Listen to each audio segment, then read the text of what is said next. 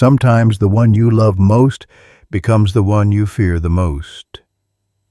That thought struck me like a freight train when I overheard my daughter Emily whisper into the phone, "He's a burden. It's time we put him in a nursing home." My chest tightened and my hands clenched the receiver. In that moment, the man they thought fragile found a spark of steel. I sold the only home Laura and I had built, every plank, every nail driven by my own hands, for $900,000. When Emily and her husband Mark returned home smiling from their business trip, they found a note taped to the door, their keys useless. They screamed, they panicked, and I realized their nightmare was only beginning. I never expected betrayal from my own blood. Sitting in Laura's leather recliner, the one she recommended for late-night reading, I cradled the phone like a lifeline. "Dad, how are you?" Emily's voice had sounded so warm when she called from Phoenix, but when the call went silent on her end, I heard the truth. "He's too old. He can't live alone anymore. Let's sell the house, put him somewhere safe." A slow fury rose inside me. Their cold calculation stung worse than any insult. The curiosity, the piece of wire-thin paper milked of every ounce of affection gone. I set the receiver down. The weight of Laura's photo on the mantel pressed through me, memory upon memory of the two of us building that house from the dirt up. Now it housed strangers' dreams, leaving me with questions. Was love just another asset to liquidate? Was I nothing more than a line item on their spreadsheet? I found myself dialing Sarah Benson, my attorney, before my palms even cooled. Her office smelled of leather-bound law books and stale coffee. "Sarah, I need to talk about my daughter and son-in-law." I told her everything, the overheard conversation, their plan, their greed. She sipped her coffee and nodded. "Mr. Miller, the property is in your name alone. They have no legal claim." Relief and resolve pulsed through me, two sides of the same coin. "Then I want to sell," I said, voice steady. "On my terms." She paused, understanding dawning. "If you're serious, you could list it immediately. Denver's market is hot. Cash buyers are circling." A smile crept onto my face. They'd expected me to whimper, to beg for mercy. Instead, I'd show them what happens when you push a man too far. Back home, I walked each room with fresh eyes. The granite kitchen countertop Laura chose, speckled with veins of gold. The oak floors I sweated to install. The bay window we built together for her afternoon tea moments. I cataloged every custom detail in my mind. This house wasn't just bricks and beams, it was our legacy. And I'd turn their treachery into the instrument of my revenge. I called Aaron Shaw, the top cash sale agent in town. When he arrived at 300 p.m., Ty's slightly loosened eyes keen, I conducted a tour like a proud engineer showing off his masterpiece. "These floors, solid oak, 3/4 inch, installed myself in 2001, I said, running my hand over the smooth surface. Aaron's professional grin widened. "I see. And these cabinets, custom maple." Laura picked the stain. "We saved for months to afford them."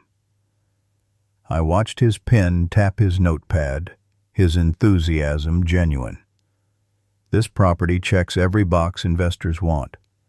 Within 2 hours, he'd secured a $900,000 all-cash offer with a 10-day closing. They would pay top dollar for the story written into these walls. That evening, I met locksmith Eddie under the porch light. I watched him remove the old brass locks I'd chosen with Laura 15 years earlier and replace them with new silver hardware. The click of each tumbling pin filled me with a mechanical satisfaction I hadn't felt in years. I pocketed the fresh keys, each one a key to my freedom. I packed only the essentials, Laura's jewelry box, our wedding album, the diploma I'd coaxed Emily to earn receipt by receipt. The rest, the furniture that cradled our family's laughter, stayed for the new owners. I drove to Silver Oaks Senior Living and signed a month-to-month lease for a cozy one-bedroom. The apartment's sterile white walls felt foreign, but the scent of lavender sachets from Laura's favorite drawer lingered on my suitcase, anchoring me. Then came the final touch, a hidden camera disguised as a phone charger. I taped it behind the front door outlet at Maple Street angle set to capture every inch of the entryway.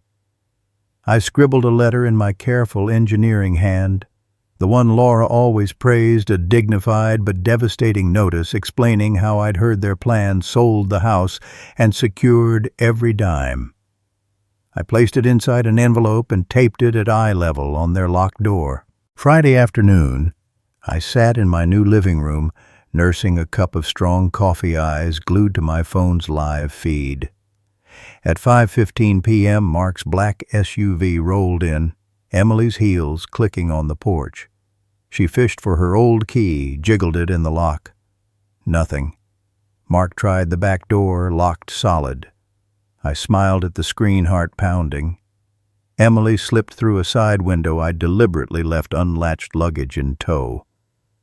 Mark ducked in beside her, confident, until they saw the envelope. I watched as they read, "I sold the house for $900,000. The money is in my bank. Your belongings are in storage. Don't call me a burden again." Emily sobbed.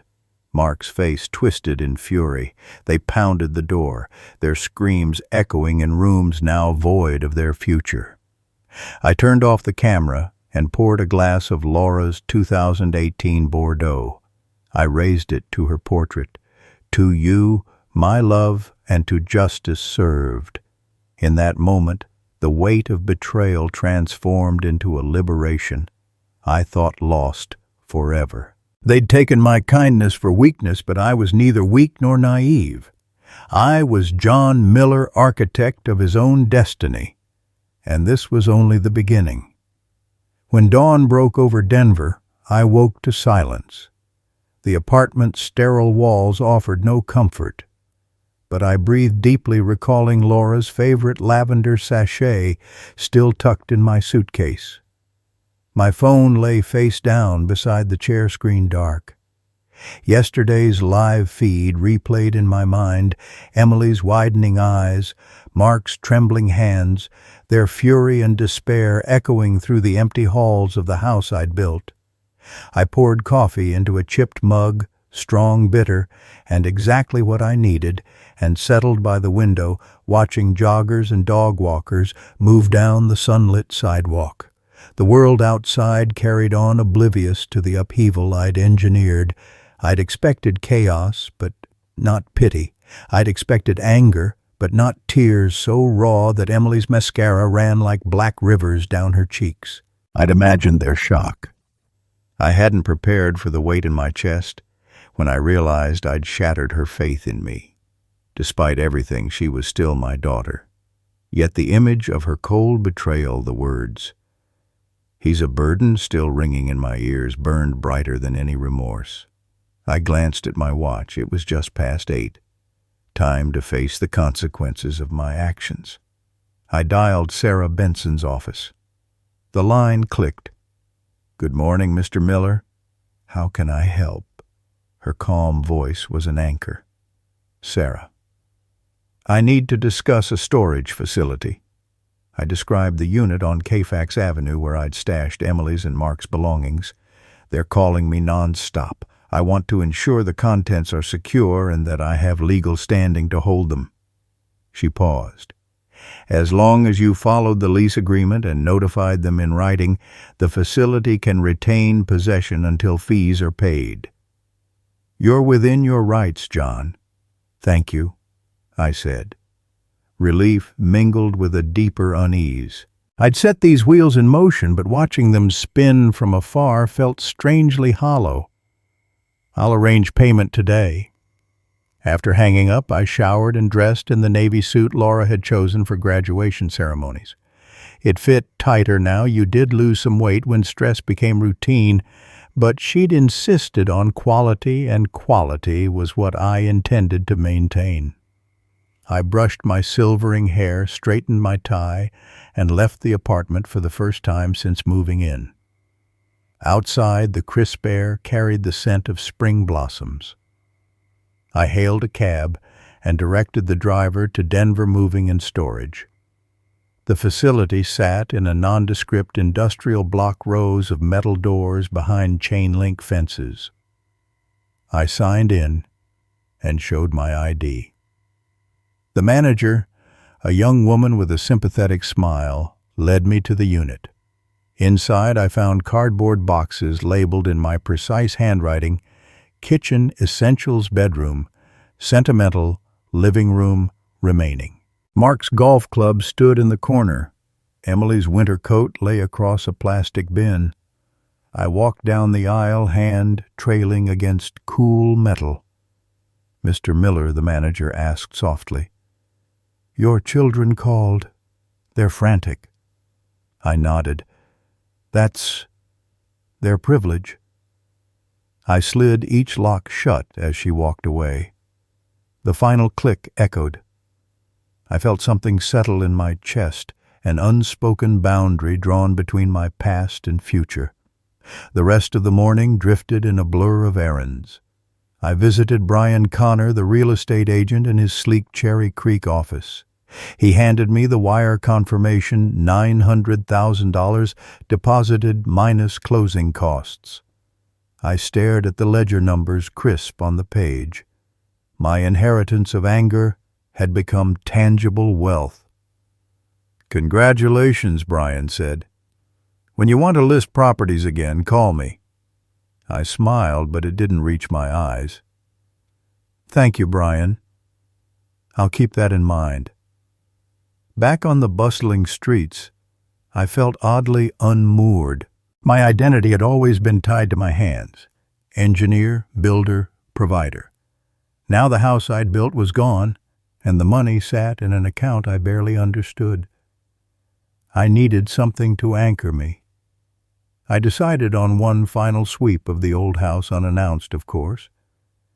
With Aaron's blessing, I slipped the spare key into the front door lock. The silver hardware gleamed in the afternoon light. Inside, the emptiness pressed in. Dust motes drifted where sunlight filtered through uncurtained windows. The new owners hadn't arrived yet, so I had the place to myself, a mausoleum of memories. I moved from room to room, fingertips grazing the oak banister, the granite ledge, the custom cabinets. Each detail whispered Laura's presence and Emily's laughter. In the study, I found the bay window where I'd placed the hidden camera. I tapped the charger gently, still there, still recording a mechanical witness to my retribution. A sudden tremor of guilt coursed through me. Was I becoming as callous as my daughter claimed? I closed my eyes, swallowed hard, and exhaled. This was necessary. They had turned love into a ledger entry. I was simply reclaiming respect. The final room was our bedroom, Laura's side untouched. Her water glass still sat on the nightstand. Her bookmark remained between pages of an unfinished novel. I sat on the edge of the bed, hands trembling as memory crashed in. I could almost hear her voice. "Promise me you'll take care of yourself." My throat tightened. I whispered back, "I promise, my love." Then stood, straightened my shoulders, and walked out. I locked the door behind me, leaving the key in the storage bin at the facility just in case, before sealing it shut. The echo of metal on metal felt final. That evening I returned to Silver Oaks and settled into the community lounge, a modest room with soft chairs and framed prints of local landscapes. A group of retirees chatted over tea. One of them, a retired schoolteacher named Margaret, waved me over. "John, dear, how are you settling in?" she asked, her tone gentle. I forced a smile. As well as can be expected. She nodded, eyes kind. You look tired. Why don't you join us for bridge on Thursday? It's a simple game, no pressure. Her invitation felt like a lifeline. Connection, I realized, was what I craved more than revenge or money. I'd like that, Margaret. Thank you. Back in my apartment, I unpacked Laura's wedding album and placed it on the little coffee table. The collection of sepia-toned photos, smiles in front of scaffolding, a younger me beaming as Laura held her hard hat, grounded me. I ran my finger along her face in the photo, cold but familiar. We built something beautiful, I murmured. Night fell and I lay in bed staring at the ceiling, the hum of the building's air ducts echoing like distant engines. I thought of Emily and Mark stumbling through my former home. Their world collapsed. Did they realize what they'd done? Would they call today pleading forgiveness? I doubted it. Pride, like betrayal, ran deep. Sleep came slowly, but when it did, dreams of hammers and nails giving way to doors slamming and envelopes rustling haunted me. At 3:00 a.m., I woke and checked my phone motion alert from the charger. The feed was empty. I exhaled, feeling both relief and disappointment. The performance was over. The audience had fled. As I drifted back to sleep, I resolved to rebuild my life not from the wreckage of vengeance, but from the foundations of community purpose, and even though it felt distant, love. Tomorrow, I'd meet Margaret for bridge. The next day, I'd explore volunteer opportunities at the local library. Step by step, I'd forge a new future. But late at night, when the city's hum quieted, I knew I'd always carry the memory of betrayal and the knowledge that a quiet man with steady hands could wield a far louder hammer than anyone ever suspected. And that secret power, more than any fortune, was mine alone. When morning light filtered through my apartment window, I woke with a start. The dream of the locked house echoed in my mind, Emily's screech of disbelief, Mark's face pale as a sheet. For a moment, panic gripped me. Had they figured out a way back in? Had someone warned them? I checked my phone. No new alerts beyond last night's motion notice. The house stood silent, sealed. A slow calm washed over me. I'd done what I needed to do. I dressed carefully in the navy suit I now wore like armor and headed out into the crisp Denver spring. My first stop was Brews and Views, the coffee shop, where Sarah the barista with purple-streaked hair greeted me by name. "Good morning, Mr. Miller," she chirped, handing me a strong black coffee, no sugar. Late night, I cracked a small smile. "You could say that?" I sipped, letting the warmth chase away the remnants of restless sleep. Halfway through my coffee, I felt my phone buzz. It was my cell, a device Emily and Mark had never convinced me to get ironic, considering they'd tried to manage my life. The number was unknown. My thumb hovered before I pressed ignore. Let them worry. I tucked the phone into my suit pocket.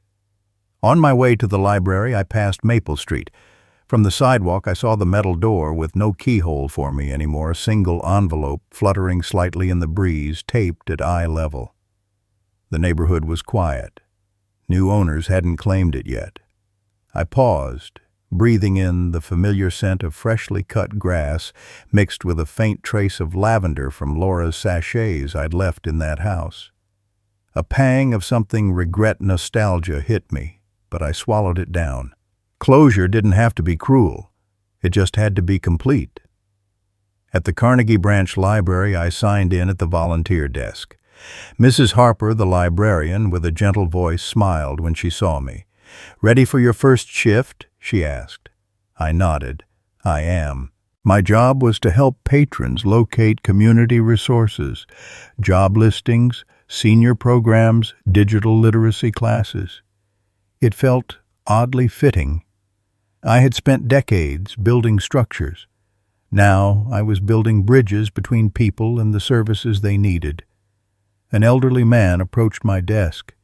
His hands trembled as he held a sheaf of printouts. "I'm trying to fill out this online form for my medical benefits," he said. "But I'm hopeless with computers."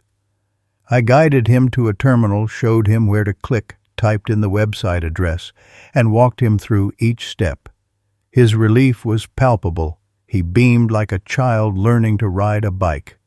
"Thank you," he said, voice choked. "You've no idea what this means to me." I smiled, feeling the warmth of genuine gratitude, a far different kindness than I'd known from my daughter. Mid-morning, I stepped outside for air and dialed Brian Connor, my real estate agent friend, just to check in. His booming laugh came over the line. "John, my man, everything's still on track. Closing set for tomorrow at 9. I'll meet you at the title office." I thanked him and told him I'd see him then. As I hung up, the weight of the upcoming meeting settled in my chest. I wasn't sure what emotions I'd feel when I watched that final sign and handed over control forever.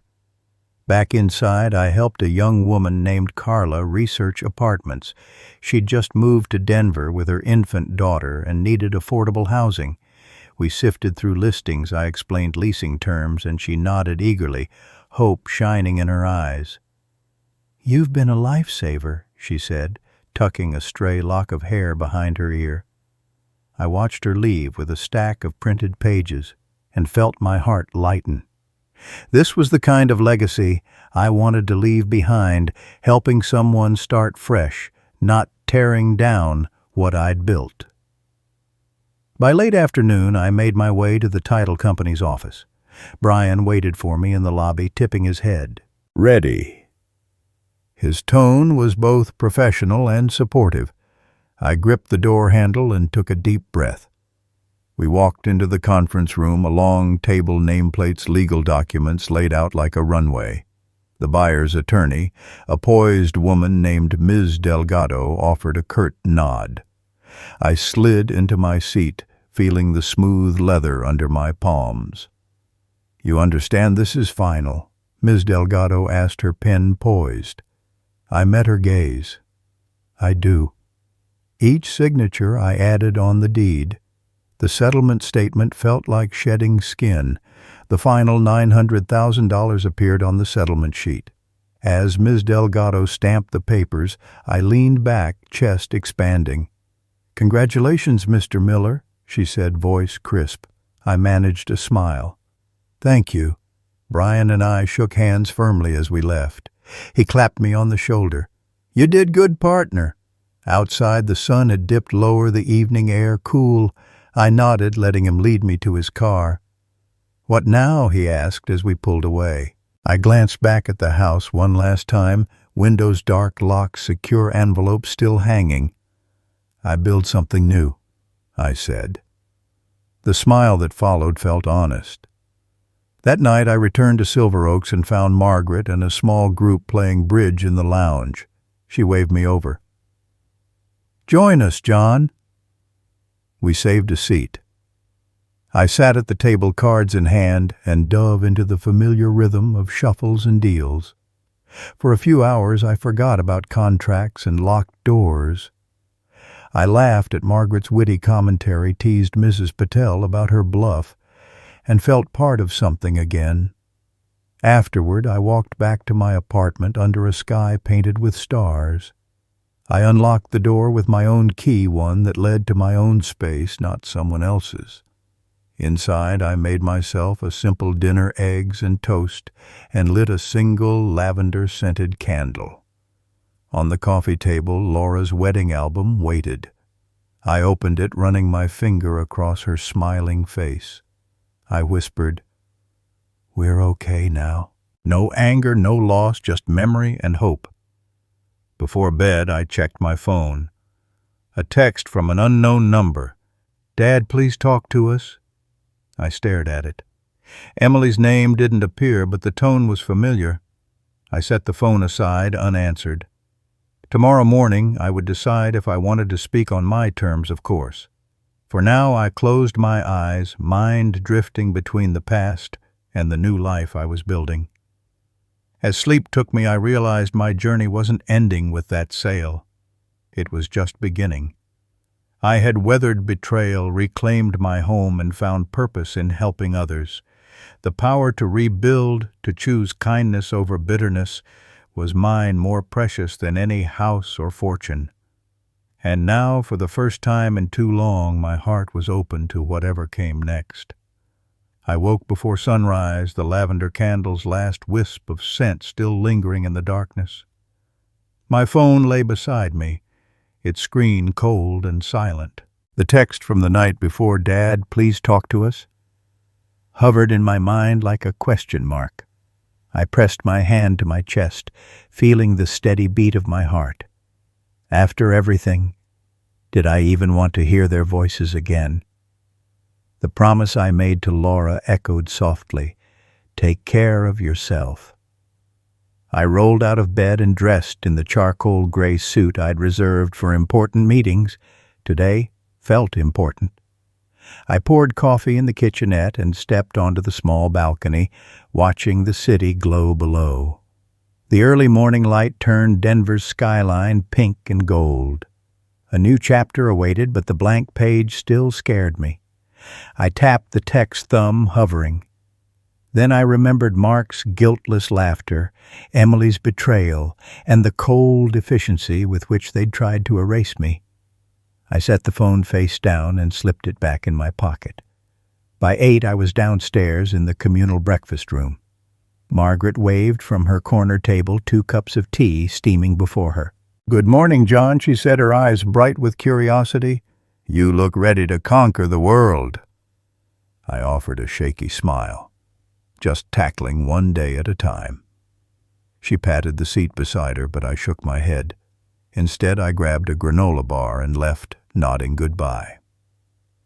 My first appointment was with David Morrison, the private banker at Colorado Community Bank. I arrived at his office promptly. The mahogany doors swung open to reveal David's calm, book-lined study. He shook my hand firmly. "Mr. Miller? Or may I call you John?" he asked, gesturing to a leather armchair. "Please," I replied, settling in. David slid my account papers across the desk. "Your funds are secure and liquid. We've set up fraud alerts, wire limits, and a dedicated advisor, me, to assist you any time." I read through the documents.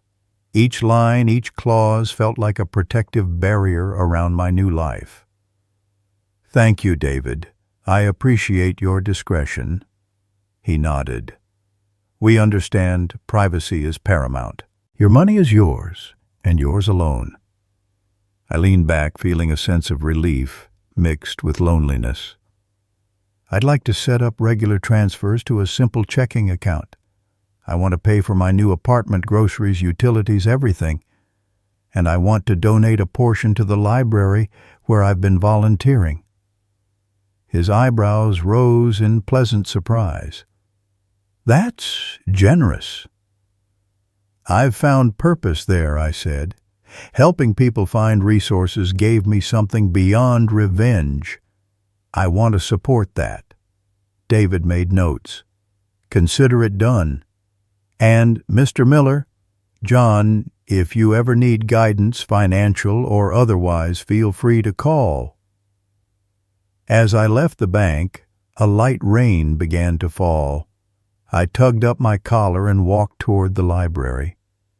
The streets glistened, and my reflection shimmered in store windows, a resolute man building a new foundation. In the library parking lot, I spotted Carla, the young mother I'd helped. She waved as I approached. "Hi, Mr. Miller," she called. I felt a tug of warmth. "John," I corrected gently. She smiled. "John, yes. I just wanted to say thank you again. My daughter got into daycare, and I start work next week. I couldn't have managed without your help." I grinned. "You'll do great, Carla. Keep your head up." She touched my arm. I will, and I hope you're okay with me calling you John. I felt something shift acceptance. I'm more than okay with it. Inside the library, I settled at my usual desk. A line of patrons waited for assistance. Mrs. Patel, the bingo champion, wanted to learn email. A teenager named Marcus needed resume tips.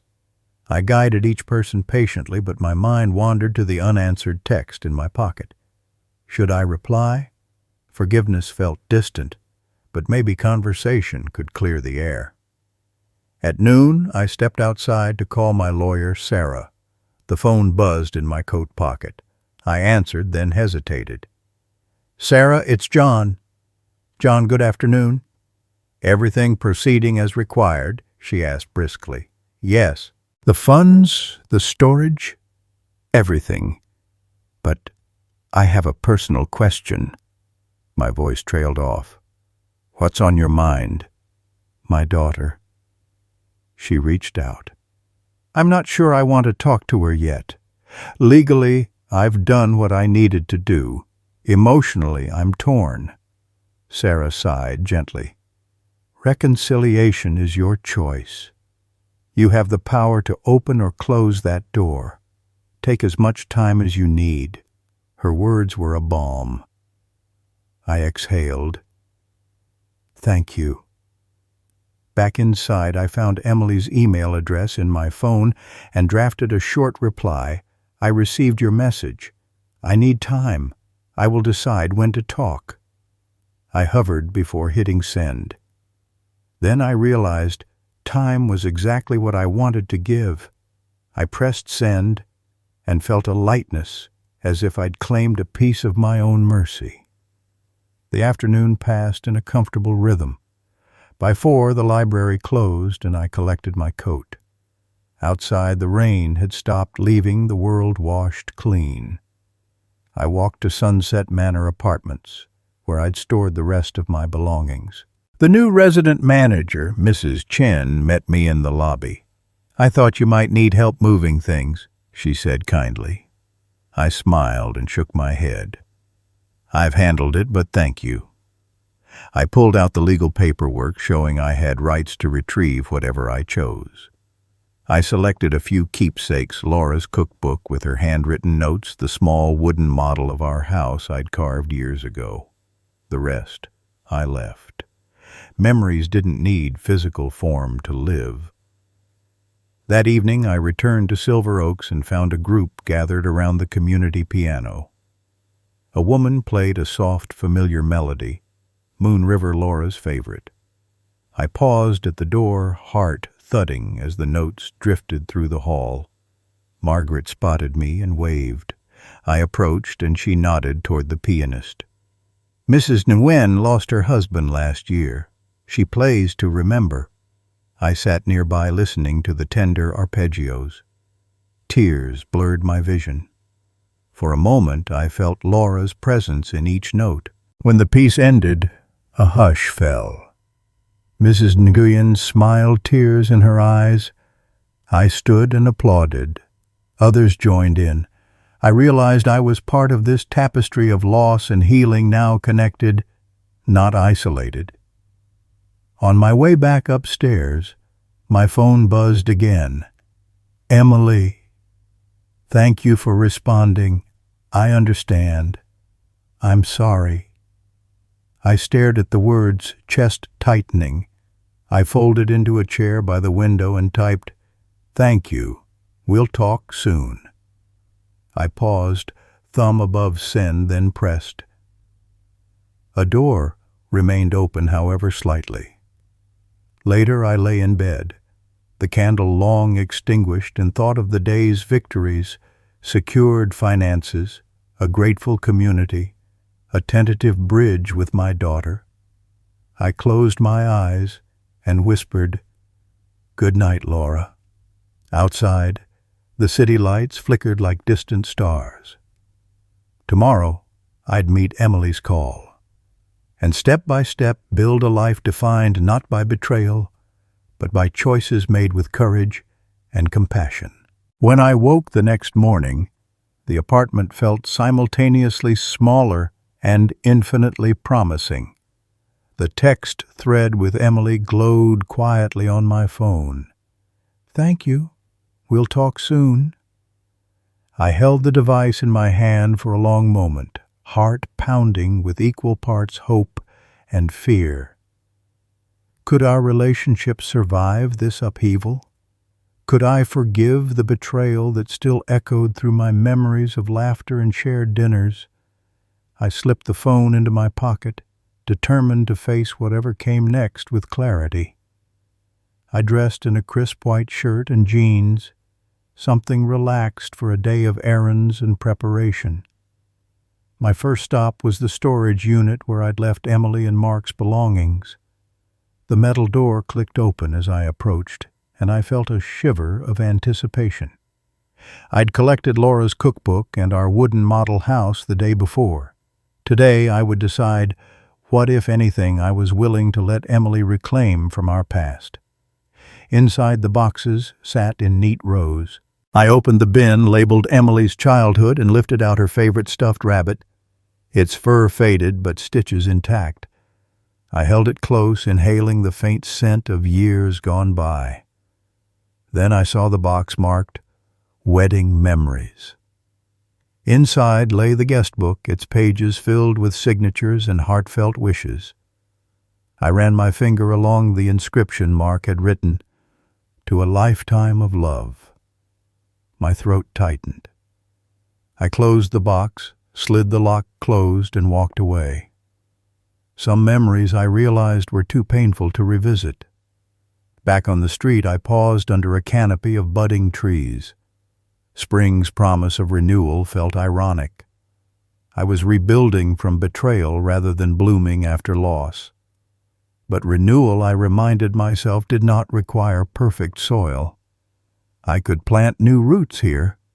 I hailed a taxi to Silver Oaks and stopped first at Margaret's door. She answered quickly, her smile genuine. "John, dear, come in." "Tea?" I followed her into a sunlit living room where the scent of chamomile filled the air. We talked about ordinary things, her grandchildren's spring break plans, the heat in her garden, until I felt my anxieties loosen their grip. Margaret watched me over her teacup. "You're adjusting," she said softly, "but I sense something's on your mind." I set down my cup. I'm grappling with reconciliation. Emily reached out, and I don't know how to meet her halfway without reopening old wounds. She nodded. "Forgiveness is a journey, not a destination. You'll know when you're ready." I took her words to heart, savoring the comfort they offered. By midday, I headed to the library, eager to lose myself in service again. Carla greeted me with bright news. Her job was going well, and her baby daughter was thriving. We shared a laugh over a misplaced library book, and for a moment I felt weightless. Helping others propelled me forward beyond my own tangled thoughts. When the last patron left, I gathered my things and stepped outside. The sky had cleared to a brilliant blue, and I felt a rare lightness in my chest. But the unanswered text from Emily fluttered in my mind like a loose leaf. Was today the day I would call her? I hailed another cab this time to the title company's office. The closing was final, but I wanted to witness the paperwork being filed to seal the chapter without doubt. Brian met me in the lobby, his expression warm. "Ready?" he asked. I inhaled and nodded. We entered the records room, rows of filing cabinets humming with the weight of countless transactions. The clerk slid open the drawer containing my file and removed the deed, its label, "Crisp Property Sold." I watched as he stamped it, recorded, and slid it back. It felt like watching the last brick laid on a structure I once called home. Outside, Brian handed me a copy of the recorded document. "It's official," he said, folding it neatly. "You're free." I tucked the papers into my jacket, feeling a surge of both loss and liberation. Thank you for everything, I said, meeting his eyes. His grip on my shoulder was firm. Anytime, he replied. The afternoon sun guided me to a small cafe where I'd agreed to meet Emily and Mark. My stomach fluttered as I approached the table outside. They stood when they saw me, Emily's eyes rimmed pink. Mark's jaw tense. "Dad," Emily began, voice trembling. "Thank you for meeting us." I sat studying their faces. They seemed smaller here in public light, vulnerable. "Thank you for coming," I replied, voice steady. A waiter appeared as if on cue, and we ordered coffee. There was a long pause before Mark spoke. I'm sorry," he stammered, gaze fixed on the table. "What we said on that call was cruel and thoughtless. We never meant to hurt you."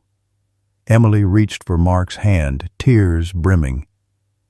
"Dad, I can't undo what I said, but I love you. We were afraid of what happened to Mom, of losing you. But fear doesn't excuse betrayal." My chest tightened with unshed tears. The grief for Laura still hovered like morning mist. Their guilt now chipped away at the walls I'd built around my heart. I heard everything I said softly, and yes, I was hurt beyond words.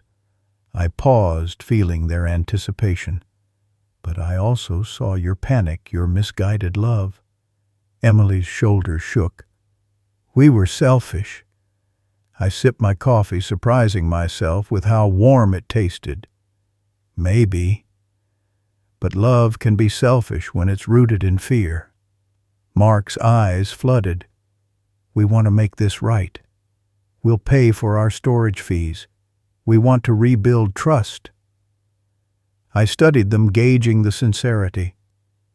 The memory of Emily's sobs earlier contrasted sharply with her confident facade. "Paying fees won't heal the wound," I said gently. "But it's a start." Emily nodded, tears slipping down her cheeks. "Please tell me what you need from us." I took a deep breath, letting the words form. "Time, patience, and space until you prove your respect." Their nods were immediate earnest. I leaned forward. "I want to be part of your lives again, but differently. Let's begin with small steps. Sunday dinner, maybe. No pressure, just family." Mark managed a tentative smile. "We'd like that." Emily's tears became a soft smile as she reached for my hand. "Thank you, Dad." For a moment, everything felt fragile and hopeful. I squeezed her hand. "Let's take it one step at a time." As we rose to leave, I felt a weight lift, one I'd carried alongside regret and rage, now melding into cautious hope. The road ahead would be long, but for the first time since betrayal, I saw a path forward paved by forgiveness, rebuilt by love, and guided by the steady pulse of my own willing heart. The week that followed our cafe meeting felt like walking a tightrope between hope and fear. Every morning I woke with the memory of Emily's tearful apology, her hand in mine, promising small steps, Sunday dinner. But each heartbeat reminded me of the house I'd sold, the betrayal that cut deeper than any wound I'd ever known. Still, I resolved not to let fear rule me again. On Saturday afternoon, I stood in the thin sunlight of my apartment kitchen, clutching Laura's well-worn skillet and a recipe card she'd scribbled before her last hospital stay. "Chicken marsala, Laura's way," I murmured, smoothing my trembling hands along the counter. The stray scent of garlic and butter lingered, mixed with a faint trace of lavender, as if she were guiding me. I measured the wine with careful precision, eyes flicking to the envelope from Emily that lay unopened on the table. I didn't dare open it yet. Tonight, I would cook for the first time since before the sale. Tomorrow they would eat what she once taught me to make. I poured olive oil into the skillet, heat blooming gold. I dredged the chicken in flour until it shimmered, browned it in the pan, and heard the sizzle like a promise. My phone buzzed with a text. "We're on our way. See you soon. Love, E&M." My heart lurched love. I swallowed hard and set the table for 3 Laura's china, a simple bouquet of daisies from the grocery store, and 2 extra forks, polished until they gleamed. The doorbell rang at precisely 6. I opened the door to find Emily holding a bottle of wine and Mark balancing a box of pastries. Their eyes met mine with a mixture of nervousness and relief. Emily stepped forward first. "It smells amazing in here," she said, voice catching. "That's Laura's recipe." I nodded, stepping aside. "Please come in." They lingered in the entryway for a moment, absorbing the apartment's modest comfort. Mark ran a hand through his hair. "It's beautiful, Dad. You've made it homey." We moved into the living room, where the sunlight slanted through the curtains, casting soft patterns on the rug. Emily settled on the edge of the sofa. "I was so angry, Dad. But I was also terrified of losing you like I lost Mom." Her voice wrenched at me. "I should have come home and helped, called more often, anything but what I did." I felt my throat tighten. "I know," I said quietly. "And I forgive you. But it took courage for you to say those words." Mark sank into the armchair, gaze fixed on his clasped hands. "Thank you," he breathed. I guided them into the kitchen. The chicken marsala was plated sauce, glistening. The table looked like a photograph of happier days. Warm light, neatly folded napkins, 3 glasses. "Sit anywhere," I said, echoing Laura's usual words. They sat, and I felt the old rhythms begin me pouring wine, Emily passing the salad, Mark offering a tentative toast. "To family," he said softly, raising his glass. "To rebuilding." "To new beginnings," I echoed, clinking glasses. The wine tasted of oak and spring. We ate in companionable silence for a moment, the clink of cutlery punctuating the quiet. Then Emily began to tell me about her week, the new marketing campaign she'd launched in Phoenix, the hotel where she stayed, the weird breakfast bars she'd found. I listened, savoring her voice, knowing this was progress. She was sharing her life again. I told them about the library's volunteer program, how Mrs. Harper had asked me to lead a weekend workshop on digital literacy. Their eyes lit up. "I'd love to help," Emily said, her tone earnest. "Maybe I could give a talk on social media marketing for seniors." Mark nodded. "And I could set up the AV equipment, sound projectors, that sort of thing." Their offer was unexpected generous. My chest swelled with pride. "I would like that," I said, leaning back. "I'd like that very much." A moment of real connection hung between us, like the gentle aftertaste of good wine. Then Emily reached into her purse and handed me the unopened envelope from earlier. "I wanted you to have this," she said. My fingers trembled as I broke the seal. Inside was a photograph me, Emily and Laura, on the day we moved into the house I'd built. My arms were around both of them, smiles, wide eyes, shining. On the back, in Emily's neat script, "No matter what happens, remember how much we love you." Tears blurred my vision. I swallowed hard, feeling a lump of gratitude and grief lodge in my throat. "Thank you," I whispered. Words felt inadequate, so I simply held the photo against my heart. Mark stood, crossing the table to embrace me. "We've taken too much," he said into my shoulder, "but we want to give back. Let me help you find joy again." I closed my eyes, remembering Laura's voice. "Promise me you'll take care of yourself." This was care messy, imperfect, but real. We sat back down, and Emily excused herself to fetch dessert, the pastries she'd brought. Each bite was a reminder that sweetness could follow bitterness. As the evening wore on, our conversation turned to memories of Laura. We laughed at her quirks, cried at her absence, and found comfort in shared stories. I realized that in allowing them back into my life, I was not weakening but honoring her memory. Their presence did not erase my strength. It reframed it. By the time the dishes were cleared, the clock read nearly 10. Emily stood to go. "Thank you, Dad, for this," she said. Mark pressed a folded piece of paper into my hand, an internship application form. "Apply if you want," he said with a grin. "It's for carpentry apprentices. I think you'd enjoy working with wood again." I stared at the form, a twist I hadn't expected. Carpentry. The idea of building something tangible with my hands again stirred something deep inside me. "I'll think about it," I said, smiling. They left with hugs and promises next Sunday, same time, a visit to the library, a weekend carpentry workshop on me. When the door closed, I stood in the warm glow of my kitchen alone, but not lonely. The apartment felt bigger now, filled with possibility rather than emptiness. I placed the photograph on the mantel next to Laura's portrait. I ran my hand across it, whispering, "We did well tonight." Then I tucked the dessert box into the fridge, proof that life could be sweet again.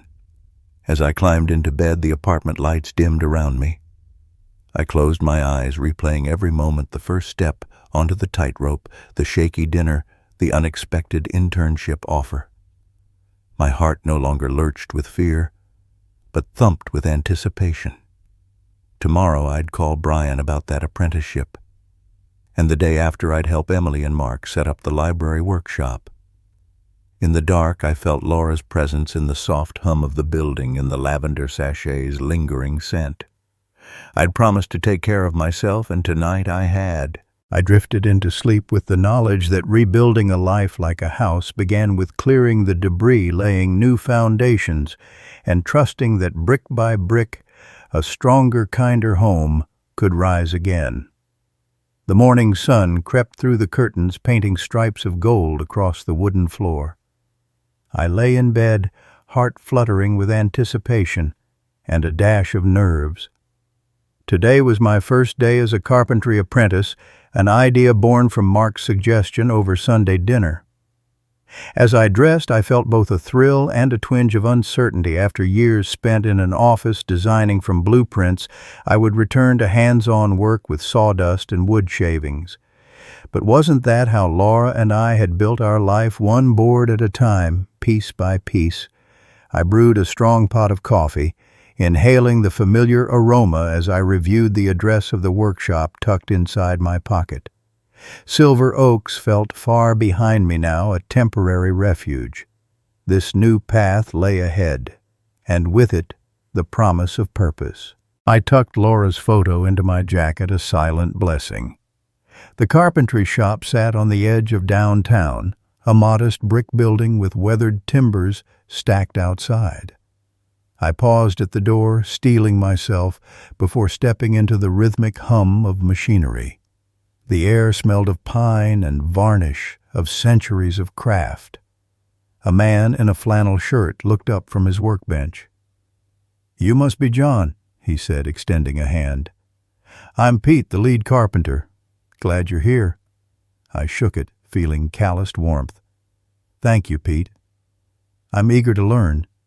He guided me to a bench strewn with tools, chisels, planes, hammers. "Today, we're constructing a window frame for a restoration project. I'll show you the process, then you'll make yours under my supervision. Ready?"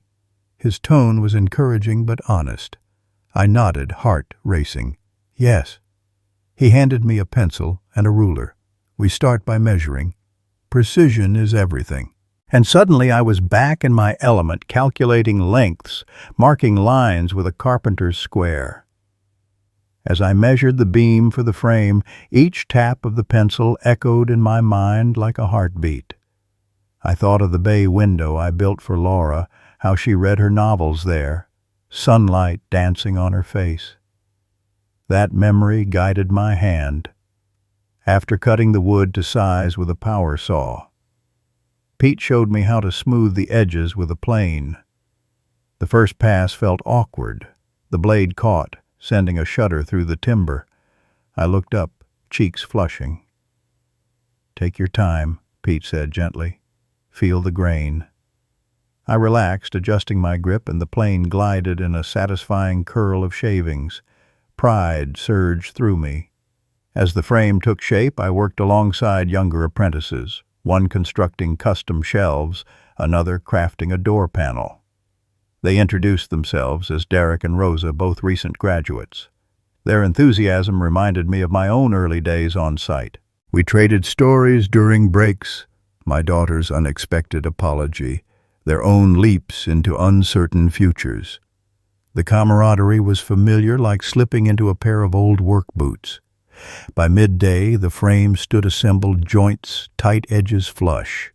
Pete inspected my work, nodding. "Solid craftsmanship," he said. "You've still got it, John." His praise felt like a benediction. I wiped sweat from my brow and realized I was smiling.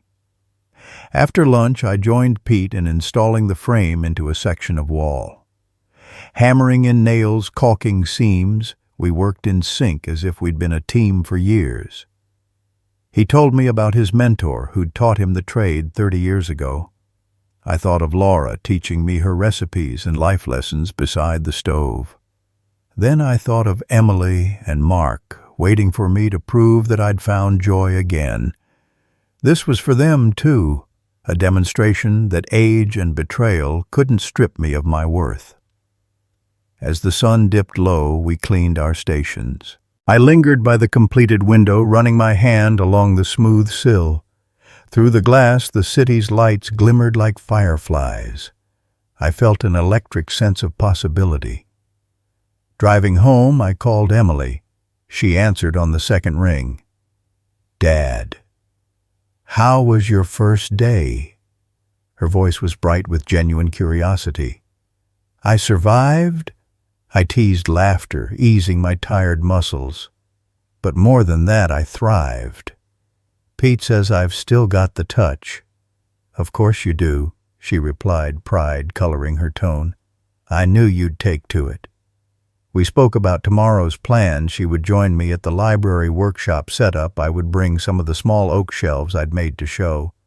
Mark texted soon after, promising to help me organize the carpentry tools in my apartment. Their eagerness felt like sunlight through that new window frame, warm and illuminating. That evening I returned to my apartment and found the shelves Pete and I had crafted earlier in a protective canvas bag on the front step. Mark's handwriting on the tag read, "For Dad's New Beginnings." Inside, 3 miniature shelving units waited, each stained with a honeyed finish. I carried them inside and mounted them on the living room wall, perpendicular to Laura's portrait. They held a few cherished items, the wooden model house, Laura's cookbook, and the photo of our family. The dinners I dreamed of hosting and the stories I hoped to tell would find a place here. I sat in the armchair where we once gathered for meals and set up my laptop. Tomorrow morning I'd present these shelves with the other carpentry students at the library. The thought made my pulse quicken. Before bed, I opened the envelope. Emily handed me the marriage certificate I'd never signed. I traced her signature with a fingertip, tears pricking my eyes. This document, once a symbol of betrayal, now felt like a bridge being rebuilt. I placed it atop Laura's cookbook, whispered into the quiet room, "Thank you for guiding me back." I slept deeply that night, the scent of pine and lavender blending in dreams. The next day, the workshop was alive with chatter and tools. Emily arrived, eyes wide, bearing coffee for everyone. Mark followed, lugging the mini shelves and a toolkit borrowed from Pete. When I called them up, the room turned silent. Apprentices and seniors gathered around. I described the process, measuring, cutting, planing, fitting, and presented the shelves as gifts to the library. Gasps of appreciation rose. Seniors admired the grain, children fingered the smooth edges. Mrs. Harper pressed her hand to my shoulder. "This is beautiful work, John," she said, voice thick with emotion. Emily hugged me, whispering, "I'm proud of you." And in that moment, surrounded by community, family, and memories of the woman who built my heart, I felt the full circle of my journey. The final hammer strike of the workshop echoed not as an end, but as the beginning of countless new chapters. I had weathered betrayal, reclaimed my purpose, and found a path forward carved in wood, bound by forgiveness and held together by love. As the days turned into weeks, the rhythm of my new life settled into something both comforting and exhilarating. Waking before dawn, I no longer felt the hollow ache that followed Laura's passing. Instead, I rose with purpose, eager to tackle carpentry projects, library workshops, and family dinners. Last night's victory at the library workshop still glowed in my mind, the applause, the seniors' warm smiles, Emily's proud hug. Today promised another step forward. I stepped onto the balcony and inhaled the cool morning air. The city stretched out before me, alive with possibility. I brewed coffee and sat at the kitchen table, running my finger along the photograph of my family taped to the wall, Laura's gentle smile between young Emily's laughter and my hopeful gaze. I traced the edges of the frame, remembering the pain that photograph once held and marveling at how far we'd come. My phone buzzed with a text from Mark. "Got us tickets to the community theater tonight. Hope you can make it." I smiled, tucking the phone into my pocket. Theater. Something entirely new. But the invitation held the promise of shared experience, a chance to build fresh memories beyond the walls of that apartment. I texted back, "Count me in." After breakfast, I headed to the carpentry shop to help Pete finish a restoration project. He greeted me with a nod and handed me a set of chisels for delicate trim work. As I knelt by the aged window casing, gently shaving away years of chipped paint to reveal the original oak grain, I thought of the trust I'd rebuilt with Emily and Mark. This careful work reminded me of trust itself, painstaking, requiring patience, but revealing beauty when handled with care. By mid-morning, my phone buzzed again. "Emily, lunch at our place. We made your favorite chicken marsala." My stomach growled at the thought, and I set aside my chisel. "See you at noon," I replied. Cleaning my tools, I felt a surge of gratitude. Each invitation felt less like reconciliation and more like genuine inclusion. Stepping into their condominium, I was greeted by the aroma of wine and sautéed mushrooms. Emily stood at the stove sleeves, rolled up stirring sauce in a skillet. Mark set the table with crisp napkins and the wooden model house I'd made as a gift, now polished and proud. They poured me a glass of wine and slid a warm plate across. Taking a bite, I closed my eyes to savor the familiar flavors. "Just like old times," I murmured, voice thick with emotion. Emily smiled, dabbing at her eyes. "Welcome back." We ate in comfortable silence, then spoke of small things, her latest marketing campaign, Mark's new networking event, the spring concert at the park. Their laughter felt like sunshine through the window I'd helped restore, illuminating corners of my heart I thought long dark. After lunch, Mark and I loaded the trunk of my car with carpentry tools he'd borrowed from my apartment workshop. "Got a small project lined up?" he asked as we drove to my place. I nodded. "Pete wants me to build a set of display shelves for the local history museum. It'll be challenging but rewarding." He watched me navigate the streets, admiration in his eyes. "I never doubted you'd excel." Back home, I spent the afternoon sketching plans for the museum shelves, sleek, sturdy, with hidden joints to honor the craftsmanship I'd learned. With each pencil stroke, I felt Laura's spirit guiding me, meticulous care, an eye for detail, and the belief that work could be art. I lost myself in the design until the sun dipped low, turning the sky copper. That evening, dressed in a crisp shirt, I joined Emily and Mark at the community theater. The marquee glowed in neon, announcing a local troupe's performance of Our Town. Inside, rows of folding chairs filled with neighbors, seniors from Silver Oaks, and a handful of apprentices from the carpentry shop. I spotted Pete and Derek waving from the back row. The curtains rose, and as the actors spoke of small-town life, of love, loss, and the beauty of the everyday, I felt an ache of recognition. Their words mirrored my own journey. We all long for connection, community, and belonging. During intermission, Emily leaned close. "How are you feeling?" she whispered. I glanced around the theater, the gentle applause, the exchanged smiles, and realized I was home, not in a building, but among people. "More alive than I've been in years," I whispered back. After the final bow, we joined the cast backstage, where Margaret and Mrs. Nguyen congratulated me on my library shelves. "You've become a pillar of this community," John Margaret said warmly. I felt tears prick my eyes, but held them back with a grin. "I'm still learning," I replied. On the drive home, we stopped at a late-night deli and sat under a street lamp, sharing sandwiches and laughter. Emily excused herself to take a call from a client, her dedication clear, while Mark and I talked about practical matters, installing extra shelving in my apartment, planning the museum project, and coordinating carpentry workshops for seniors. Our dialogue flowed naturally, a true partnership, rather than a fractured obligation. Returning to my apartment, I found the workshop table already set up. Clamps, wood planks, power tools, freshly oiled. Mark gave me a thumbs up. "I'll check in tomorrow to see your progress." Emily hugged me. "Good night, Dad." I watched them leave, their silhouettes retreating down the hallway.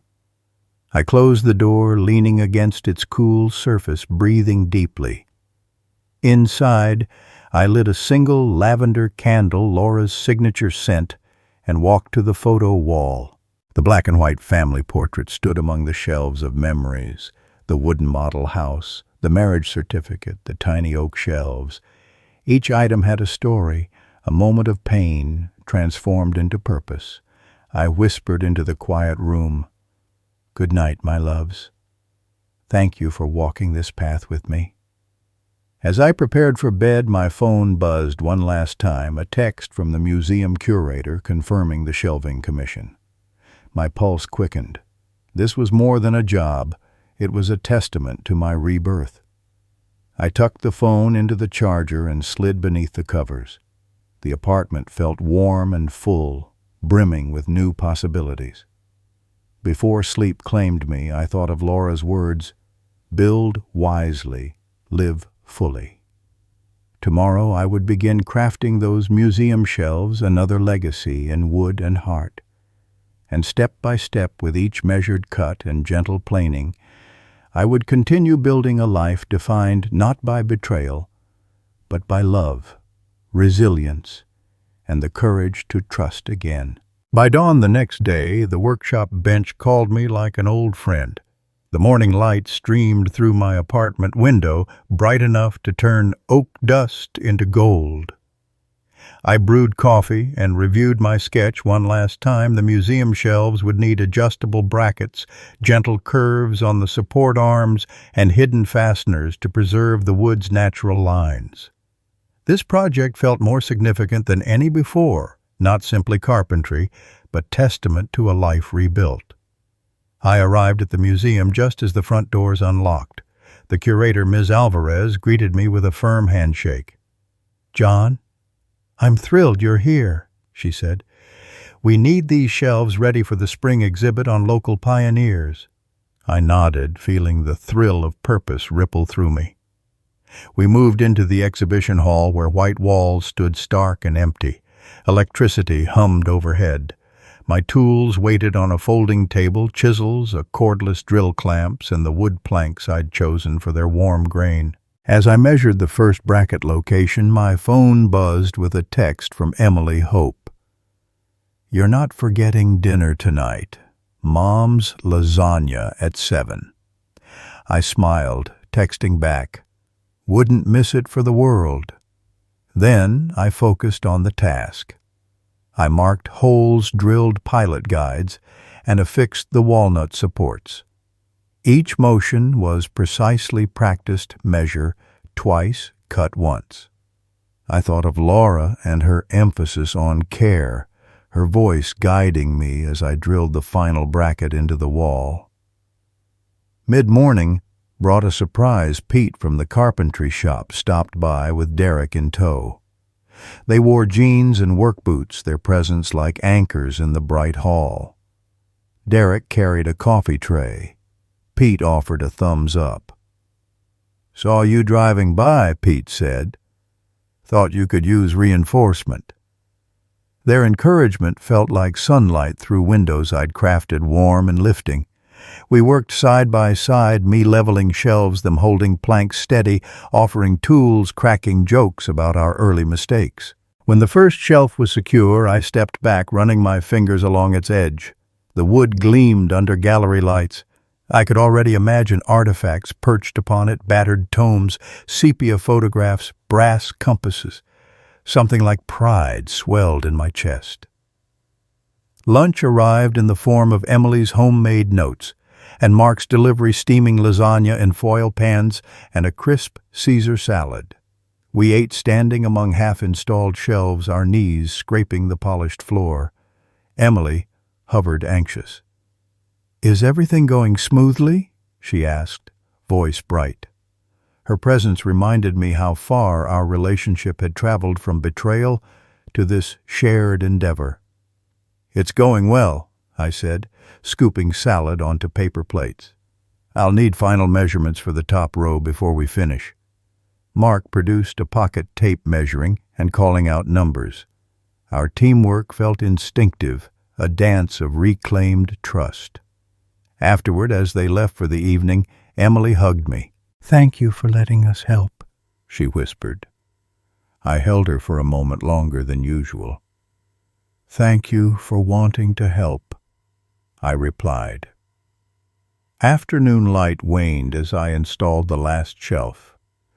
I stepped back, surveying 5 tiers of handcrafted walnut shelves, each one perfectly parallel, ready to cradle the museum's treasures. Ms. Alvarez returned, her eyes sparkling. "John, this is exquisite. You've captured the past and present in a single design." I managed a tired smile. "Thank you, Maria. It was an honor." Packing away tools, I realized the hall felt complete, whole in a way it never would without these shelves. They were more than wood and hardware. They were symbols of resilience, proof that from brokenness could rise beauty. As I drove home under a pink sunset, I rehearsed the introduction I would give at the exhibit, opening a simple reflection on craftsmanship, community, and the power of second chances. That evening, Emily and Mark's apartment welcomed me with the savory scent of lasagna and the gentle melody of classic jazz on their stereo. Dinner felt like a celebration. Laughter flowed, glasses clinked, and stories tumbled forth. Emily's travel mishaps, Mark's office politics, my museum project. They listened with genuine interest when I described the shelves, their eyes widening at details, hidden dowels, hand-rubbed, finished the slight arch I carved into the support beams. "You're an artist," Emily said softly. I paused, touched by her words. "I'm just doing what I know," I replied. But in my heart, I felt the artist within, an engineer of emotions, a carpenter of connections. After dinner, we cleared dishes together, working in effortless harmony. Mark stacked pans, Emily wiped counters, and I loaded the dishwasher. It felt like a family ritual rather than obligation. Then Emily produced another envelope. My pulse quickened. This one bore the museum's invite, an engraved card. You and your family are cordially invited to the exhibit opening this Friday. She slipped it across the counter. We want to be there as your family, she said. Tears pricked my eyes. I'd like that more than anything, I said, voice thick. A soft silence followed, filled with unspoken gratitude. In the quiet buzz of their kitchen lights, I recognized the profound shift from isolation to belonging. The man who once overheard his daughter plotting his removal had become a cherished pillar of a community that spanned generations. Driving back to my apartment, the city lights shimmered like stars reflected on water. I parked and gathered the invitation, Edison's design sketch, and my carpentry apron for tomorrow's final touches at the museum. In the mirror by the front door, I saw a man transformed, grayer perhaps, but stronger, more alive. I placed the invitation next to Laura's photo and ran my hand across the mantel. Thank you, I whispered to both past and present, to the love that built me and the forgiveness that set me free. Tomorrow, the museum would celebrate history. What mattered more was that tonight I celebrated my future one, shaped by sweat sawdust and steadfast hope. The morning of the exhibit opening dawned crisp and clear, a fitting canvas for what lay ahead. I woke with my heart thrumming, not with anxiety, but with the quiet confidence of a man who'd rebuilt his life one measured cut at a time. Slipping into the charcoal gray suit I'd worn to so many pivotal moments, Laura's funeral, the house sale, my first day as an apprentice, I paused before the mirror. In my reflection, I saw lines etched by grief and hope, both, and I straightened my tie, whispering, "This is for you." I descended the staircase to the lobby of Silver Oaks, where neighbors gathered to wish me well. Mrs. Patel, her eyes bright behind thick glasses, pressed a tray of homemade scones into my hands. "Energy for the big day," she said. Margaret offered a bouquet of daffodils, their yellow petals nodding cheerfully. For the exhibit, she smiled. I thanked them both, feeling the warmth of genuine community in each small gesture. Stepping into my car, I tucked the flowers beside the folded invitation and drove to the museum, the city unfolding in my windshield like a promise kept. At the entrance, a small crowd had gathered, seniors in spring suits, families in casual Sunday best, and a handful of carpentry apprentices in work-worn jeans and button-downs. Emily and Mark stood together, her hand resting lightly on his arm. I waved, and they returned my grin, a shared excitement binding us. Inside the gallery, staff guided us to a roped-off section before the new exhibit. The walls gleamed white, and at the center my walnut shelves stood laden with relics, a battered miner's helmet, sepia photographs of the city's founders, leather-bound ledgers recording their first transactions. Each artifact rested securely on the carved shelves, bathed in soft spotlight. I ran my fingertip along the edge of the top shelf, feeling the hidden dowels beneath the smooth finish. Pride and humility swirled in my chest. The curator, Ms. Alvarez, tapped her microphone. "Welcome, everyone, to Foundations of Our Town, featuring artifacts that shaped our community. We are honored to premiere these new shelves crafted by Mr. John Miller, whose dedication to craftsmanship and resilience inspires us all." Applause rippled through the crowd. My pulse quickened as I stepped forward. "Thank you, Maria," I began, voice steady, though my stomach fluttered like a nest of butterflies. When I was younger, I believed I built things with steel and wood. I've learned that the strongest structures are built with trust, forgiveness, and the willingness to start anew. I glanced at Emily, whose eyes glistened with tears of pride, and Mark, who nodded encouragingly. These shelves hold our past. I continued, and remind us that though life can fracture us, we have the power to rebuild richer than before. A hush fell, broken only by a single clap that blossomed into a standing ovation. My throat tightened as gratitude washed through me. After the formalities, guests circulated, examining each artifact and shelf, asking questions about joinery finish and the stories behind the wood. A little girl tugged at my sleeve, pointing to a faded photograph. "Did you meet this lady?"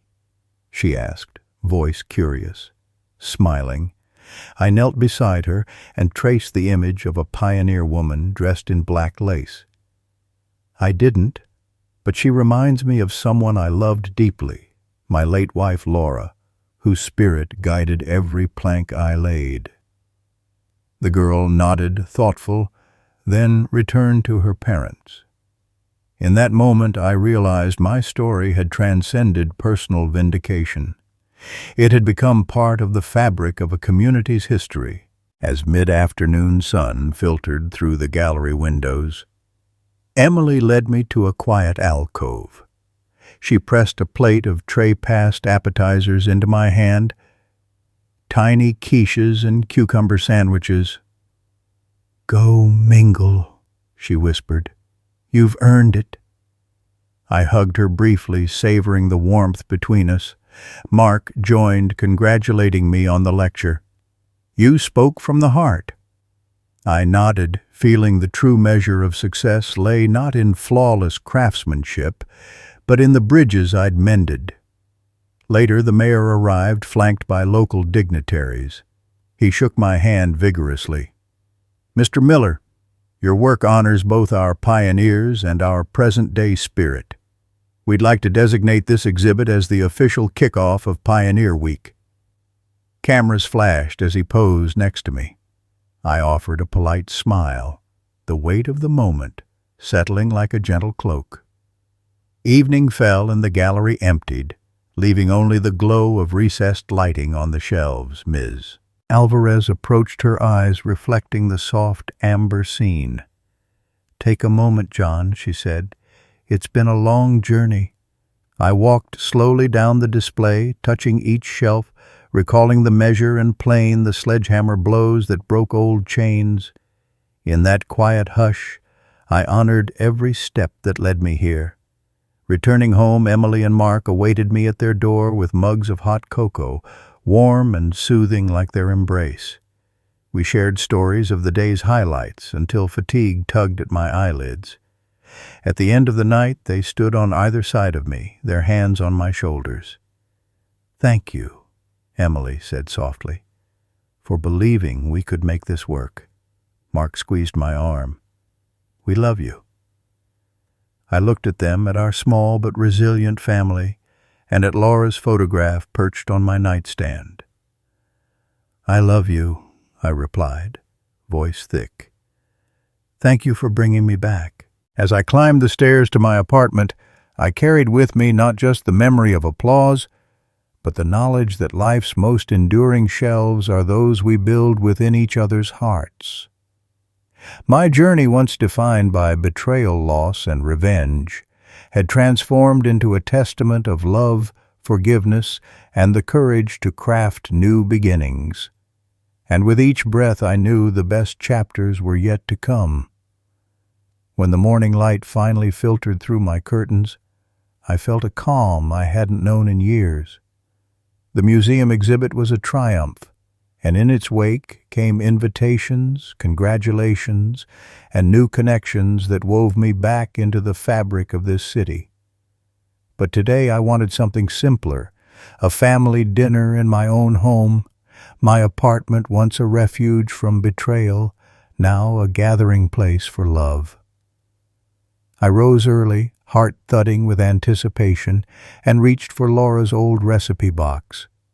Inside lay the handwritten card for her famous pot roast, with notes in the margins faded by time. I tucked it under my arm and headed to the grocery store, choosing carrots and onions, red wine, and a chilled roast that would feed a table of friends and family. Back in my kitchen, I preheated the oven and arranged the mound of vegetables in the Dutch oven. The aroma of sizzling meat and aromatic herbs filled the air, mingling with the lavender sachet tucked in my apron pocket. As the roast browned and the sauce simmered, I set the table for 10. Emily and Mark Pete, and Derek, Mrs. Harper, and Margaret from the library, Carla and her daughter, and of course Ms. Alvarez from the museum. I polished each fork and folded napkins into neat triangles, placing candles in the center for soft, welcoming light. The little oak shelves above the sideboard held photographs of Laura, the signed marriage certificate, and the miniature model house, a visual timeline of pain transformed into purpose. At precisely 6, the doorbell rang.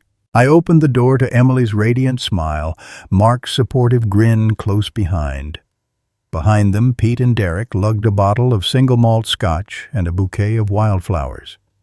"Hope there's room," Pete said, hefting the scotch. I ushered them in. "Always room for you," I replied, gesturing toward the dining area.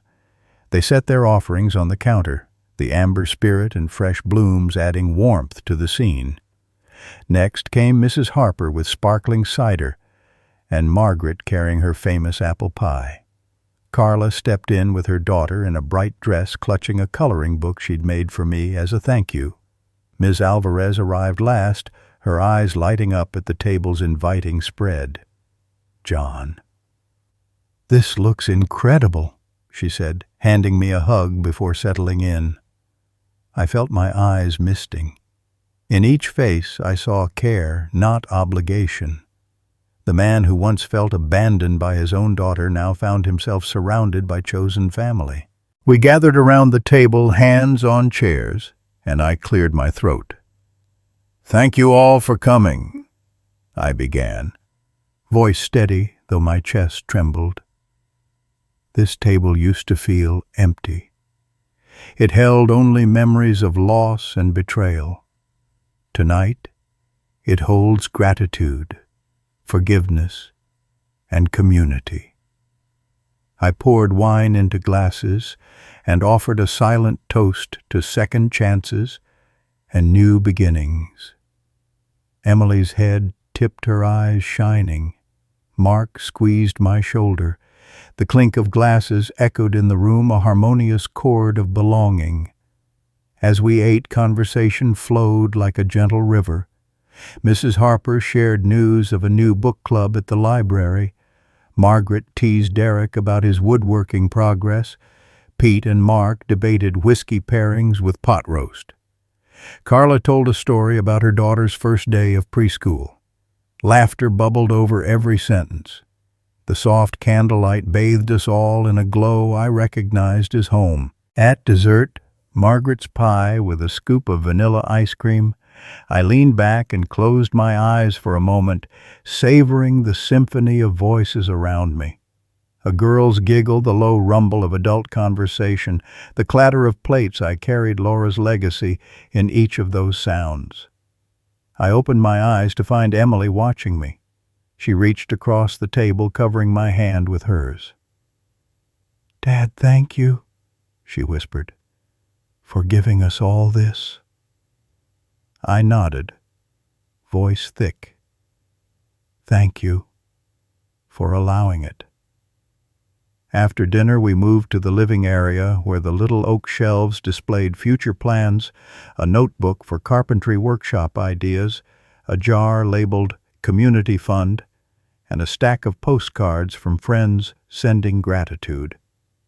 Derek fetched a deck of cards, and soon we were in the midst of a friendly euchre game, Margaret's team versus Pete and Mark with Carla refereeing. Laughter and playful banter filled the corners of the room. Later, as the evening deepened, guests began to drift home. Carla and her daughter stepped into the hallway, first the little girl hugging me around the knees. "Can I visit again?" she asked. My heart swelled. "Always," I said, lifting her into my arms. Margaret paused at the door, handing me a handwritten note. "Remember that love builds stronger than any timber." I tucked it into my pocket and offered her a hug. She pressed a kiss to my cheek. "Good night, John." When the last guest departed, the apartment fell into a peaceful hush. I surveyed the aftermath, empty plates drying in the sink toast crumbs on the tablecloth, the flickering candles' final embers. I washed the dishes by hand, feeling a meditation in the warm water, each plate a testament to the night's joy. Then I lined the glasses on the counter and carried them to the cabinet before returning to the table to extinguish the candles. With the room quiet, I sank into the armchair by the window. Outside, the city lights twinkled like a mirror of the stars above. My gaze drifted to the photograph of Laura on the little shelves, then to the empty chair at the head of the table, a place I now reserved for her memory. My heart felt full, the ache of loss softened by the comfort of connection. I called out softly to the empty room, "Thank you, my love." The whisper carried through the apartment, settling into every corner. I rose and crossed to the mantel where the museum invitation stood beside our wedding photo. Gently I picked up the card for the upcoming Pioneer Week kickoff, running my thumb over its embossed lettering. Then I placed it beside the daffodils Margaret gave me, their petals wilting slightly, but still bright. Finally, I climbed the stairs to my bedroom, the echoes of laughter lingering behind me like an encore. In bed, I closed my eyes with the satisfied ache of muscles that had worked and a spirit that had healed. I thought of the days to come, more carpentry, more library workshops, family dinners, community events. Every plank I cut, every meal I cooked, every community bridge I helped build would bear the imprint of a man who refused to be defined by betrayal. Sleep claimed me gently, dreams woven from oak shavings and lavender scents. And in that rest, I carried the unwavering truth that even when life fractures us, we have the power to gather the pieces and build something stronger, more beautiful, and infinitely more loving than before. The morning after our family dinner dawned crisp and clear, the spring air carrying hints of new beginnings. I woke to the soft chirp of birds outside my window and the lingering aroma of rosemary from yesterday's pot roast still clinging to the counter. As I stretched, I felt a quiet joy settle in my chest. No longer the ache of betrayal or the hollow ache of loss, but something sturdier built piece by piece, like the shelves I'd crafted. Today, Pioneer Week officially began, and I intended to stand at its heart. After a quick breakfast of coffee and toast, I dressed in a plaid flannel shirt and sturdy jeans, the uniform of a man comfortable in both workshop and living room. I tucked Laura's photograph into my inside pocket, a talisman of love and inspiration. Then I grabbed my toolbox and headed out to the community center where the Pioneer Week kickoff ceremony was scheduled. The center's front lawn buzzed with Energy Town officials adjusting microphones on the gazebo families, unloading folding chairs, and volunteers arranging banners painted with images of covered wagons and open prairies. I spotted Ms. Alvarez directing a crew near the historic display, and Emily and Mark weaving through the crowd, each carrying baskets of homemade cookies for attendees. Their confident smiles reflected my own anticipation. I joined the carpentry crew at the side of the stage, Pete with his graying beard, Derek with wood shaving still under his nails, and a new apprentice named Jessica, eager-eyed and ready. We exchanged handshakes and quick updates. The shelves for the library reading nook were installed. The museum exhibit continued to draw crowds, and now we would host a live demonstration of traditional joinery techniques for Pioneer Week. Nothing felt more fitting than sharing the craft that had helped me find my own way back to community. The mayor stepped to the podium just as I picked up a chisel and mallet. His speech was warm and celebratory, honoring the town's founders and acknowledging the volunteers who kept our heritage alive. When he concluded, he gestured toward our makeshift workshop area adjacent to the stage. And now, he proclaimed, we have a living history demonstration led by master carpenter John Miller and his apprentices. Applause rose as I stepped forward, heart pounding with gratitude and pride. I set down the toolbox and addressed the crowd. "Good morning, everyone," I began, voice carrying across the lawn. Children pressed close. Parents leaned in, and elderly residents perched on folding chairs, their eyes bright. "My name is John Miller. Today we'll show you how pioneers built durable homes and furniture with basic tools and a lot of determination." I lifted the chisel. It's not just craftsmanship. It's a lesson in resilience, community, and the joy of creating something with your own hands. I guided Jessica through marking a joint on a block of oak, her hands steady under my instruction. She tapped the chisel carefully, carving a clean mortise. Derek demonstrated dovetail cuts on a board, explaining how interlocking joints withstand time. Pete revealed hidden dowels beneath a finished panel, a flourish that drew gasps of delight. Throughout, I shared stories of my own journey, how those simple techniques reminded me to measure twice, cut once. How sawing through resistance felt like slicing through regret. How planing a rough surface revealed the wood's natural beauty, just as forgiveness revealed the goodness in others. As the demonstration wrapped, hands-on stations opened for the crowd. Children hammered pre-cut boards under the watchful eye of apprentices. Seniors sanded small plaques to donate to the town hall. Families carved initials into communal memory logs to commemorate the week. I wandered among them, smiling at every curious glance and proud beam. At one station, Carla guided her daughter's tiny hand with a mallet, while Mrs. Harper carefully etched her name into a plaque. I felt a swell of emotion. This was the village I'd found, hands joined in creation rather than conflict. By midday, Emily beckoned me to her side with a tray of lemonade. "You're a natural storyteller," she said. "You made it feel as magical as any pioneer tale."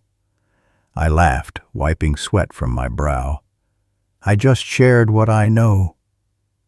Mark arrived with sandwiches for the crew. "Fuel for the builders," he announced. We ate in companionable silence, punctuated by laughter and the distant strum of a fiddle from the folk band on the gazebo. In the afternoon, I slipped away to the library to oversee the installation of the new reading nook shelves, my final act before Pioneer Week's close. Mrs. Patel and Margaret greeted me with hugs, and I watched as patrons settled into the space, browsing books nestled on the handcrafted shelves. A father read to his son, pointing at the labels I'd carved by hand. That simple joy, bridging generations through stories, felt like the ultimate reward. As dusk settled, the town square transformed for an outdoor concert beneath strings of lanterns. I returned with Emily and Mark, finding seats on a hay bale near the stage. The fiddler began a lively tune, and neighbors tapped toes in time. I sipped cider and watched kids dance, barefoot couples sway under the starlit sky, and elders nod along, eyes closed in remembrance and delight. My gaze drifted to where the small oak shelves stood in the library windows across the green sentinels of community and memory, when the final notes of Home on the Range faded into night. I rose and made my way back to the gazebo, where the mayor was handing out certificates to volunteers. Jessica, Derek, and Pete stood with me as he approached. He pinned a small medallion on my lapel, Pioneer Spirit Award. Applause rippled through the crowd. The medal's weight felt like more than recognition. It was affirmation that I'd not only rebuilt my life, but had become a pillar for others. I moved aside to let the next recipient step up Emily at my side. She slipped an arm through mine. "I'm so proud of you," she whispered. Mark joined us, and together we watched as the night's final fireworks bloomed overhead, bursts of gold and crimson that mirrored the journey from darkness to light. The boom of each explosion echoed the hammer strikes of the past, but against the velvet sky it shimmered with promise. As people drifted home, I lingered a moment, soaking in the quiet aftermath. The scent of straw and cider mingled in the cool air. I thought of Laura's gentle guidance, the bitterness of betrayal, the catharsis of revenge, and the healing power of forgiveness. Every step, from selling the house to building shelves, from courtroom advice to Pioneer Week celebration, had led me here, a life defined not by what was taken, but by what I chose to build. Walking back to my apartment, I carried the Pioneer Spirit Award and the echo of laughter in my heart. On the mantel, the museum invitation awaited, along with a faded photograph of our family. I placed the medallion beside them, a new chapter in the story we'd written together. Before bed, I opened the window and breathed in the night air, crisp with possibility. I whispered into the darkness, "Thank you, my love." In that moment, I felt her presence in every twinkling light, every grain of wood, every heartbeat that brought me forward. The journey had come full circle, from brokenness to purpose, from isolation to community. And as sleep claimed me, I knew that my greatest creation was not the shelves or the house, but the life I had chosen, rooted in resilience, forged by love, and built to endure.